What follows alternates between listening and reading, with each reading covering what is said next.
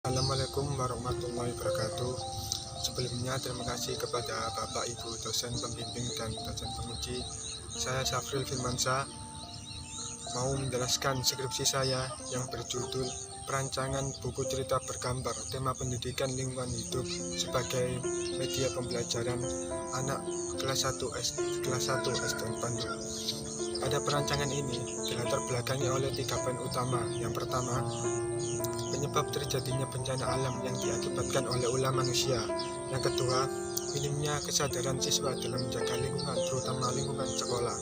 Jadi di sini penulis mengangkat studi kasus di SD Pandu. Ada 2 permasalahan.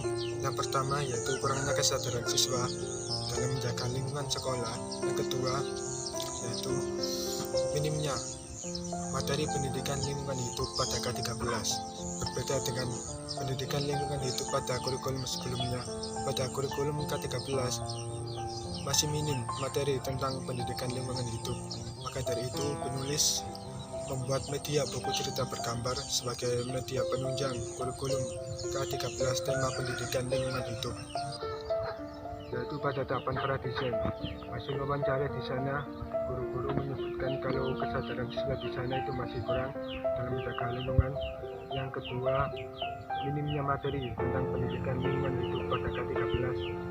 Hasil observasi di sana masih banyak menunjukkan siswa-siswi yang membuang sampah sembarangan. Berikut merupakan perancangan dari buku cerita bergambar yang sudah penulis buat. Ini adalah packaging dari buku itu sendiri sebagai media pendukung. Kemudian ini adalah desain final dari buku cerita bergambar. Di sini ada cover. Warna yang dipakai pada perancangan buku ini memakai warna yang cerah, yaitu coklat cerah, hijau cerah, dan biru cerah. Tipografi yang digunakan pada buku ini memakai jenis open sans. Temanya sendiri yaitu tentang pendidikan lingkungan hidup.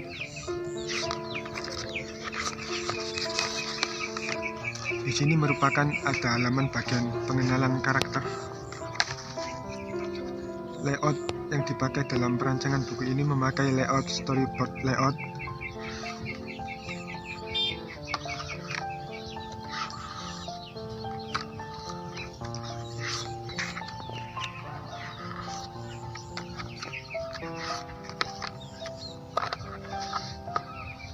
Skenario cerita pada buku ini menceritakan anak-anak kelas 1 SD Pandu yang membersihkan sekolah secara bersama-sama.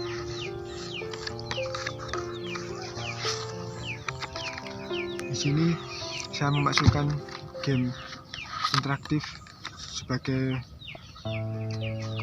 anak-anak bisa lebih tertarik dalam membaca. Game interaktif menggeser dan memasukkannya ke tempat sampah.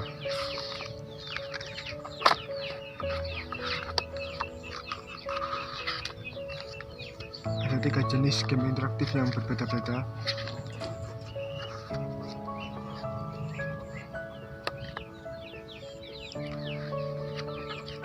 Plot pada peran cerita ini sendiri memakai plot komedi yang berakhir dengan sekolah yang kembali bersih.